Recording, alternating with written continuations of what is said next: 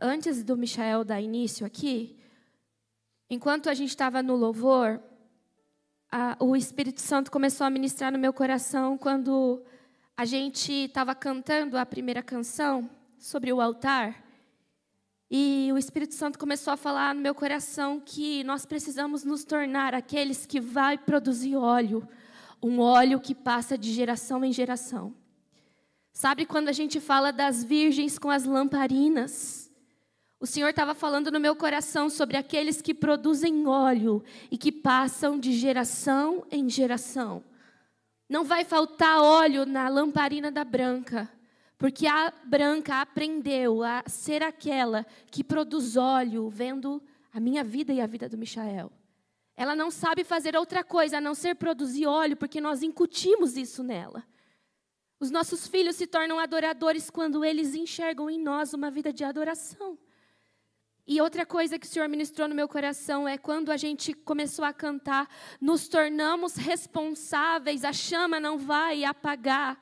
Fala sobre nós incendiarmos a vida dos nossos filhos. Muitas vezes a gente canta isso e fala, eu não vou perder o meu amor por Jesus. Mas essa canção fala sobre eu continuar mantendo a chama acesa através das gerações. Então a Branca não vai deixar a tocha se apagar na geração dela. E os filhos dela não vão deixar apagar na geração dele. E os netos dela na geração deles. Fala de uma tocha da presença que é de geração em geração. Então nós precisamos nos atentar a isso. Quando nós cantamos, a chama não vai se apagar, nós nos tornamos responsáveis. Fala sobre nós também incutirmos isso nos nossos filhos, nos nossos netos. Então nós precisamos estar atentos ao Espírito Santo quando a gente fala sobre filhos, sobre legado, sobre herança. Amém. Sempre que nós ouvimos uma palavra, que é direcionada para os pais e filhos, como é o tema dessa noite, nós sempre nos lembramos de Provérbios 22:6. Ensina a criança no caminho que deve andar, e mesmo quando envelhecer, não se desviará dele. E quando eu estava meditando nesse versículo, que é um versículo que o pastor cita tanto, e todos os cultos kids ou de adolescentes, a gente acaba voltando para esse versículo. E quando eu estava meditando nisso, o Senhor começou a me mostrar um pai, eu vi a silhueta de um pai com um filho. E eles passavam por diversas paisagens. Então, eles estavam caminhando por uma estrada e tinha lindas árvores, tinham belas montanhas. E daqui a pouco começava a ficar muito quente, então aquele sol escaldante que atingia pai e filho. E depois vinha uma chuva muito forte que também vinha sobre pai e filho. Eles passavam por um deserto muito árido, pai e filho. E depois eles entravam na terra prometida, pai e filho. Muitas vezes, quando a gente vai pregar sobre Provérbios 22:6, a gente não consegue comunicar para os pais o que de fato o Senhor quer nos ensinar. Muitas vezes a gente coloca esse versículo como algo pesado, como um jugo. Você tem que ensinar o seu filho. Mas não é, esse é um convite do Senhor, onde além de eu conhecê-lo e desfrutar da presença dEle, das bênçãos que Ele tem para mim, eu consigo trazer mais um para experimentar essa bondade e essa graça. Não é um fardo, gente, é um privilégio. Quando o Senhor fala juntos no caminho, é alguém, um filho, uma esposa, um neto, um filho espiritual, é alguém para você compartilhar a jornada da vida. Aquela pessoa, aquele filho não é um peso, ele é uma herança. É alguém com quem você tem o privilégio de desfrutar da vida aqui, das bênçãos do Senhor aqui, mas de uma eternidade. Provérbios 22:6 é um privilégio para nós pais cristãos. O privilégio de nós mostrarmos para esses filhos uma bênção terrena, mas também uma eternidade de glória ao lado do nosso Deus. Então, Provérbios 22:6 não é um fardo, é um privilégio. E nós precisamos entender isso. Quando eu entendo esse privilégio, a forma como eu vivo e me relaciono com os meus filhos é diferente. Essa caminhada não é apenas uma caminhada obrigatória, onde eu puxo o meu filho e levo ele aonde eu quero. Eu passo a compartilhar aquela história com ele. Eu começo a dividir. O sol pesado era para os dois, mas eles faziam aquilo junto. A paisagem era linda, não era só para o pai, era para os dois juntos. A tempestade não era só para o pai, era para os dois juntos. Estava moldando o caráter do filho olhando para o pai. Mas eles passavam por tudo juntos. E a coisa mais linda que o Senhor ministrou no meu coração é que quando a gente compartilha essa história, juntos entramos na terra prometida. Então é um privilégio. Amém. Muitos pais, irmãos, assumem o papel de provedor, assumem o papel de educador, protetor e orientador. Mas às vezes nós esquecemos de assumir o papel de amigo. A amizade vai muito além de laço familiar, de DNA. Amigo é aquele que fala, mas também escuta. Amigo é aquele que celebra junto, mas também chora junto. Amigo é aquele que apoia, mas também alerta. Amigo é aquele que ora por você e com você. Amigo é aquele quem você confia para confidenciar seus segredos e expor suas falhas. Amigo é aquele que se faz forte quando estamos fracos e que não tem medo de também expor sua fraqueza. Como o Michel falou, muitas vezes pai e mãe assumem muitos papéis na vida do filho, mas não é o papel de amigo. Não foi poucas as vezes, irmãos, que conversando com mulheres já adultas, com adolescentes e até mesmo com crianças, a gente percebe que a mãe e o pai não é a primeira pessoa que essa pessoa procura para conversar. Ela prefere buscar conselho em outras pessoas, porque ela aprendeu a admirar o pai e a mãe. Ela aprendeu a respeitar o pai e a mãe. Ela ama o pai e a mãe. Só que o pai e a mãe não exercem esse papel de ser um amigo. E é tão triste quando eu escuto, nossa, você chama sua mãe de amiga? Tem algumas pessoas que se espantam. Eu e minha mãe, a gente se chama de amiga. Eu falo que às vezes eu sou mais amiga da minha mãe do que filha dela. Mas as pessoas falam, nossa, como você e a sua mãe falam abertamente sobre tudo? A sua mãe conhece tudo sobre você, você gosta de passar tempo com a sua mãe. A maioria das pessoas não cria esse vínculo com os pais. Mas, irmãos, tem pessoa melhor para ser o melhor amigo e amiga do seu filho do que você? Aquele que vai ensinar ele a respeito de todas as coisas, que vai dar os conselhos certos, que não vai ter inveja, que não vai passar seu filho para trás, que não vai permitir que ele se fira, se machuque. Então, por que é que muitas vezes os pais se colocam no lugar de superioridade e não conseguem ser o amigo do filho? Tem tantos pais que vestem uma máscara de super-herói, sem fraqueza. E aí o filho, quando tem uma fraqueza, ele não consegue buscar conselho no pai. Porque o pai é um homem de ferro. Nada o atinge, nada o abate. Então o filho, ele não se sente digno de estar perto do pai. Porque o meu pai vai dizer que eu sou um fraco. Meu pai vai dizer que eu sou um mimizento. Então eu preciso procurar conselho em pessoas que não são super-heróis. Pessoas que são fracas e falhas como eu. Pais, vocês não são super-heróis. Vocês não são semideuses. Desce do pedestal. Você é fraco e falho como seus filhos. Permita ele ver a sua fraqueza. Mas permita que ele veja você se levantar, porque você serve um Deus poderoso. Que quando você é fraco, esse Deus é forte. Quantos filhos não conseguem chorar aos pés de Jesus, porque nunca viram os pais fazer? Nós precisamos ser o referencial dos nossos filhos de amigo. Como a Marta, como o Lucas, como o Anderson falou aqui. Que aprendem sobre honestidade, sobre integridade, sobre humildade, olhando para os pais. Nós precisamos ser o referencial, o amigo referencial do seu filho. Quando você olha para o cabelo, para as roupas, para as músicas, elas se parecem com as que você usa ou se parecem com as dos amigos? Quem é o amigo referencial do seu filho? Ele fala como você? Ou ele fala como os amigos da escola? Você conhece os melhores amigos do seu filho? A minha mãe, ela tinha uma estratégia. Ela era a tia legalzona. Todo mundo ia para a minha casa, porque o meu pai não deixava eu ir na casa de ninguém.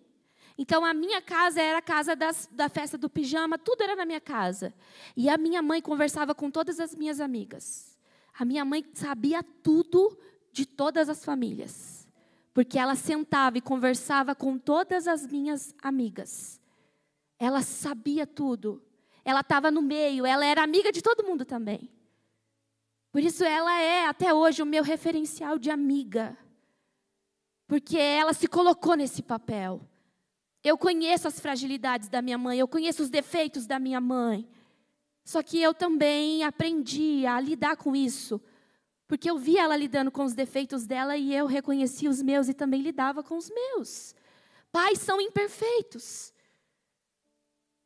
Então, mas a gente não pode se esconder numa caverna e impedir os nossos filhos de se relacionarem conosco como amigos. O mundo, gente, todo mundo que a gente conversa, ai, não tenho uma amiga, eu não tenho ninguém. Cadê sua mãe? Cadê seu pai? Era para ser o seu melhor amigo. Então nós, no nosso tempo, nós temos a oportunidade de ser essa pessoa para os nossos filhos. Assim como o Espírito Santo é o nosso amigo consolador, e nós aprendemos dele, que possamos ser esses amigos para os nossos filhos. É uma geração doente que precisa de amigos verdadeiros. Então, que os pais possam se levantar como esses amigos que intercedem pelos seus filhos, não apenas como autoridade espiritual, não apenas como o provedor e o protetor, mas aquele que senta e escuta, aquele que é tardio em irar, em julgar, aquele que quando o filho está chorando, tira o lenço do bolso e fala, eu estou te ouvindo. Que nós possamos ser esse tipo de pai, os pais que são amigos. Tem uma frase em um livro que diz assim: se queremos que nossos filhos vençam gigantes, precisamos enfrentar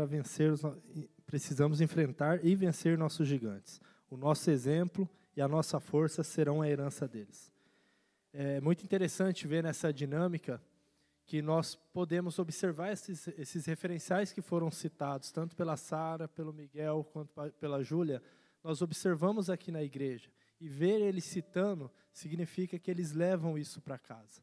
Precisa ter harmonia no que a pessoa ela é aqui dentro e o que ela é lá fora. O pastor sempre conta a história do menininho que chegou no pastor e perguntou se podia morar na igreja. É uma coisa assim a história. E o pastor, sem entender, falou, mas por quê? Porque aqui meu pai é tão legal, que meu pai brinca comigo, aqui o meu pai me ama. E quando chega em casa não consegue refletir aquilo que é na igreja. O exemplo ele vai sustentar ou anular uma mensagem que foi pregada. E pode ter certeza que o exemplo, mesmo sendo bom ou sendo ruim, vai influenciar e impactar a vida do seu filho. Eu lembro uma vez que eu fui assistir um jogo lá em Maringá, e na frente tinha um pai e um filho. Era uma criança.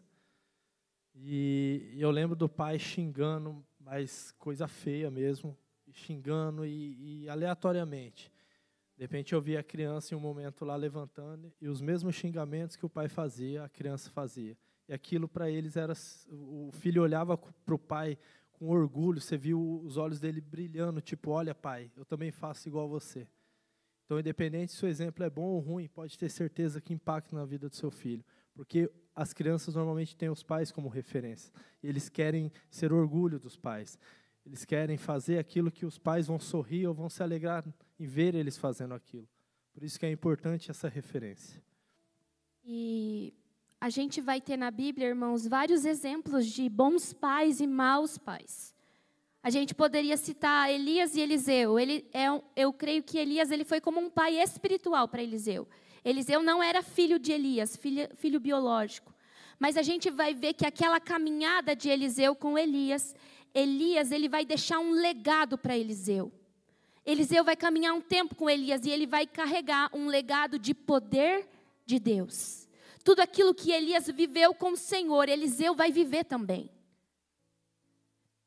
A gente vai olhar para também a vida de, Noemi e Ruth. Noemi não era a mãe biológica de Ruth, mas ela era a sogra.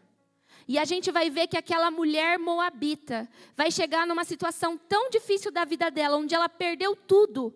E ela vai confessar para Noemi: aonde você for, eu irei. Aonde você pousar, eu pousarei. Aonde você morrer, ali eu também serei sepultada. O teu Deus é o meu Deus. O teu povo é o meu povo. Olha o exemplo que Ruth encontrou em Noemi. E ela era sogra. Que a gente costuma falar que a sogra é uma víbora, né? Quantos filhos aqui diriam isso para os pais de verdade? Deixando tudo que conhecia, tudo que tinha de mais precioso para trás, para seguir essa pessoa, sem imaginar o que passaria. Se ela não reconhecesse uma mulher digna de confiança em Noemi, ela não teria dito essas palavras. Será que os nossos filhos fariam tal declaração para nós? Quando a gente olha para a vida de Abraão e Isaque, a gente vê um legado de fé, de confiança. Quando a gente olha para Mordecai e Esther, esse primo que adota essa jovem, a gente vai ver um legado de dependência e obediência. Eu creio que Mordecai ensinou Esther, e quando chegou na hora, ele falou: Esther, talvez seja para esse tempo que o Senhor te chamou. Lembra o que eu te ensinei? É agora, Esther. E a Esther vai dizer que o Senhor faça aquilo que Ele quiser. Se tiver que morrer, morrerei. Esther carregou um legado de dependência e confiança que ela aprendeu com seu tio Mordecai. Quando a gente olha para Paulo e Timóteo, Paulo vai dizer: Timóteo, meu filho verdadeiro na fé, aquele que não tem uma fé fingida. Paulo foi um pai espiritual para Timóteo. Então a gente tem exemplos bíblicos de pessoas que deixaram um legado, porque esses jovens encontraram um referencial nessas pessoas. Mas a gente também observa que, como humanos, a gente falha. Abraão deixou sim um legado de fé. Mas quando a gente vai ver para a história de Abraão, por 2 vezes, ele vai dizer que Sara não era esposa dele, porque ele ficou com medo de morrer. Sara era uma mulher muito bonita. Então, quando ele chegava na cidade, falava: não, ela é minha irmã, com medo dos homens cobiçarem Sara e matarem ele. E a gente vai ver que depois, Isaque vai fazer a mesma coisa. Os estudos dizem que Isaque não era nascido nessa época, quando Abraão faz isso com Sara, mas muito provavelmente ele ouviu contarem a história. Toma cuidado com as histórias que você conta sobre a sua juventude para os seus filhos. Porque muitas vezes ele vai reproduzir um erro seu do passado. Porque às vezes a gente conta coisas erradas que a gente fez dando risada. Mas a gente não fala para os nossos filhos: então, filho, só que eu fiz isso antes de conhecer a Jesus Cristo. Porque depois que eu conheci a Jesus Cristo, eu aprendi que mentir é errado. E o meu Deus é poderoso para fazer infinitamente mais. Como Ele tinha uma promessa na minha vida, eu podia entrar em qualquer lugar, homem nenhum ia me matar, porque a palavra do meu Deus é maior. Então Isaque, por talvez não ter ouvido isso do pai, ele vai e faz a mesma coisa com a esposa. A gente vai ver na história dos reis de Israel que começa uma bagunça lá em Roboão e Jeroboão. E a gente vai ver todos os reis reproduzindo a mesma coisa. E Acabe fez a mesma coisa que a sua mãe Jezabel. E fulano de tal fez a mesma coisa que o seu pai Jeroboão. Exemplos ruins, irmãos, eles vêm como um lastro. Então nós precisamos cuidar que tipo de exemplo nós temos sido para os nossos filhos. Mas a gente tem filhos aqui. Todos nós somos filhos. Ainda que a gente já seja pai também. E quando eu estava escrevendo, o Senhor falou como um alerta: filhos, parem de negligenciar os pais e a sabedoria deles. Lembrem-se, pais não são perfeitos. Você não é perfeito para o seu filho. E o seu pai não foi para você também. Eles erram, mas eles tentaram acertar. Eu creio que seu pai e sua mãe falhou muito com você, mas eles estavam tentando acertar. Não condene os seus pais pelos erros que eles cometeram. Por mais que os seus pais influenciem vocês no modo de agir e pensar, vocês não podem usar tal fato como muleta para justificar os seus erros. Irmãos, isso serve principalmente para nós, que já somos pais. Quantas vezes a gente escuta adultos falando, eu faço isso com meu filho porque eu vi o meu pai fazendo comigo. O meu pai era assim, assim, assado, então eu não consigo mudar, eu sou assim, assim, assado com o meu filho. Mentira do capeta. Agora nós provamos a misericórdia e o sacrifício de Jesus. Agora Deus é o nosso Pai. Ele nunca falhou e não falhará. Ele é o nosso referencial. Então, o que fizeram de ruim com você, você não precisa fazer com seus filhos. Que a gente possa chorar como o Lucas estava chorando aqui. Porque o coração dele anseia em ser tão bom para o filho como o pai foi para ele. Que a gente possa pegar aquilo de bom que os nossos pais fizeram para nós e a gente reproduza na vida dos nossos filhos. E aquilo que não foi bom, que a gente possa colocar na cruz e perdoar os nossos pais. O Anderson falou aqui, infelizmente, os meus pais não puderam fazer por mim. Mas eu estou fazendo pelos meus filhos. E muito provavelmente porque ele conheceu o Senhor. E o Senhor transformou a história dele. E onde havia morte, agora há vida. E Ele tem jorrado essa vida na vida da Júlia e do Miguel. Então nós não podemos usar de muleta o que fizeram conosco. Filhos, valorizem os seus pais. Talvez você não tenha o seu pai aqui. Ou você que tem. Mesmo sendo velho, valorize o seu pai. Liga para ele, peça perdão. Diga a ele que o ama. Você não conhece o dia de amanhã. Ele errou, mas eu creio que ele errou tentando. Sejam obedientes, submissos e ouçam as instruções dos pais.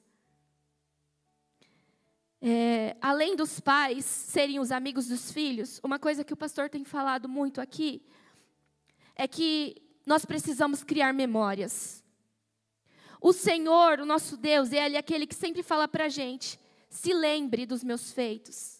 Se lembre da minha bondade, da minha misericórdia. Quando a gente vai ler os salmos, nos momentos de maior aflição, a gente vai ver o salmista dizendo, aquieta minha alma, e eu me lembrarei, eu trago à memória aquilo que me dá esperança.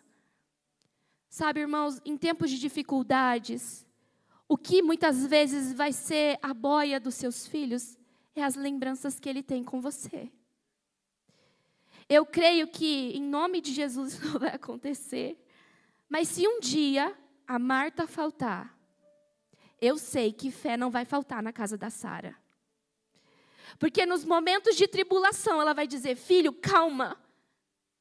Pode não ter pão, pode não ter água, mas um dia a sua avó orou com tanta convicção e eu vou fazer como ela. Em nome de Jesus vai dar tudo certo. Não vai faltar fé, porque o Espírito Santo é aquele que vai trazer a memória. Sabe, irmãos, nós precisamos criar memórias com os nossos filhos, para que nos dias difíceis eles tenham a que se apegar. O Senhor, o nosso Deus, Ele é aquele que criou memórias no seu povo. Ele deixou registrado para que nos momentos de aflição a gente pudesse se refugiar nessas memórias. Quais memórias você tem criado com seus filhos? O que você está deixando para ele? Legado é aquilo que você deixa e que vai influenciar a cultura, a vida. Aquilo que o seu filho faz, qual é o legado que você está deixando para o seu filho? Nós precisamos criar memórias. As memórias, elas são criadas de 3 formas. Através de conduta. A forma como eu ajo, conduta fala de ações. A forma como eu ajo. Um exemplo, honestidade. Naquele dia, eu vi o meu pai, deram um troco errado para ele, ele viu, colocou no bolso e saiu. Ou, deram um troco errado para o meu pai, ele falou, moça, você me deu o troco errado, você me deu R$20 a mais. Isso são lembranças que parecem bobas, mas as crianças não esquecem. Isso é uma lembrança de uma conduta, de honestidade. Quando a gente fala de presença, a presença do Pai gera uma memória, uma lembrança. E atividades que a gente pratica junto gera uma memória. E uma das coisas que a palavra de Deus vai trazer também, na parábola do filho pródigo, quando ele estava no momento de mais miséria da vida dele lá, querendo comer a comida dos porcos, o que a palavra vai dizer? Então, caindo em si, ele lembrou da casa do pai. E ele falou o quê? Lá na casa do meu pai, há pão, a água, a comida por servos, eu vou voltar para lá. Irmão, se o pai dele fosse um carrasco, se o pai dele fosse uma pessoa insensível e que não perdoa, vocês acham que ele teria voltado? Ele ia falar, não vou voltar. Ele vai me xingar de tudo que é nome, vai dizer que eu era um miserável, que ele já sabia o que ia acontecer comigo.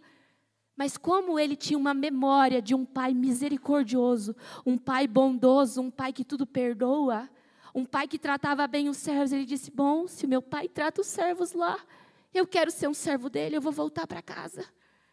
Quando seu filho falha, ele tem coragem de voltar para casa?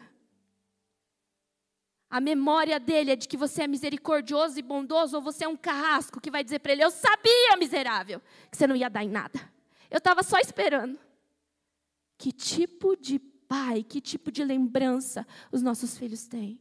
O pai do filho pródigo, ele é a representação do nosso Deus. E nós temos sido a representação de Deus. Qual é a memória que nós temos gerado para os nossos filhos? Estar presente, irmãos, fisicamente nem sempre significa marcar presença na vida deles. A Maggie colocou uma frase aqui, vocês podem perceber tanto que ela falou, ela deixou preparada aqui uma frase para eu falar. Eu quero ler para não deixar passar nada batido. Não permita que o trabalho que coloca comida na mesa consuma você ao ponto de prejudicar sua capacidade de estar à mesa e aproveitar sua família. É muito interessante o exemplo que a Júlia deu do Anderson. Ela comentou que foi um momento em que eles passaram dificuldades e que ele lembrava de levar o canudo para ela.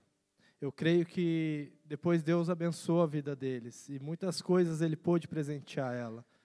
Puderam passear em lugares que ela tinha vontade de ir, fizeram viagens em famílias, talvez em lugares que sejam os sonhos de muitos. Mas o que ela trouxe de lembrança, quando foi perguntado o que marcou a vida dela, foi o canudo que ele lembrou de trazer para ela. Eu sempre falo que é muito importante que a gente marque a vida dos nossos filhos e às vezes nós não percebemos que são as pequenas coisas que acabam marcando.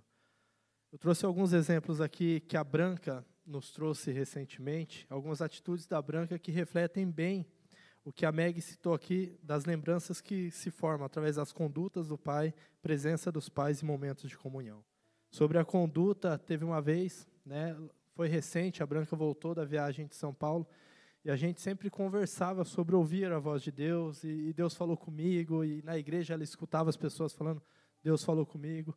E quando ela voltou, nós fizemos uma janta, foi a janta de recepção dela, e na mesa ela falou, pai, deixa eu contar uma coisa para vocês. Eu ouvi a voz de Deus. De nós, filha, como que foi? Dela, eu consegui ouvir, porque ela sempre se perguntava como que é a voz de Deus, Porque eu ouvi falar, eu ouvi a voz de Deus. Como que Deus fala, Como que deve ser? E ela compartilhou com a gente que ela estava orando lá em São Paulo, e daí ela falou que sentiu no coração dela, Deus falando para ela, eu vou cumprir tudo isso que você está me pedindo. Agora é hora de eu chorar, tá? Todo mundo teve um momento, agora deixa eu com o meu momento. Outro exemplo sobre a presença dos pais. Que nesse mesmo jantar, a Branca também, ela estava querendo conversar. E daí ela falou, pai, eu sei porque você cuida tão bem de mim. Ela falou, você me cuida assim porque você cuida assim de mim porque é a forma que Deus cuida de você. E do jeito que Deus cuida de você, você cuida de mim.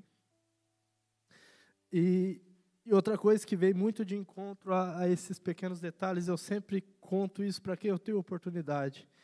Nós temos o Dia da Família, que nós separamos a sexta-feira para esse dia. Não são todas as sextas-feiras que a Branca está com a gente, mas é uma sim e uma não. E quando ela está com a gente, nós fazemos a Sexta da Família. E todos ficam ansiosos esperando para chegar essa sexta-feira. E tem uma coisa que eu sempre fiz com ela, que era o domingo do milkshake, né? Nós saímos para tomar milkshake.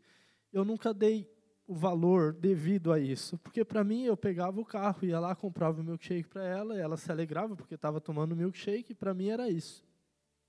E ela sempre teve um sonho de ir num parque aquático. E um dia meu irmão levou ela para um parque aquático. E eu preparei tudo, ela estava ansiosa, ela ia com a Lívia, com o meu irmão, com a Nai, ia poder brincar, acredito que meus pais também iam. E daí eu levando ela no caminho para minha mãe, ela começou a chorar no carro. Daí eu lembro que eu perguntei para ela, né, filha, por que você está chorando? Você vai realizar teu sonho, você vai no parque aquático. Ela falou, mas pai, e o nosso domingo do milkshake? E daí foi onde caiu a minha ficha. Porque ela estava indo realizar um sonho dela, ela ia para um lugar que ela ia ter o milkshake, ela teria piscinas, diversão, e ela estava preocupada porque ia chegar no domingo e nós não ia poder ter o domingo do milkshake.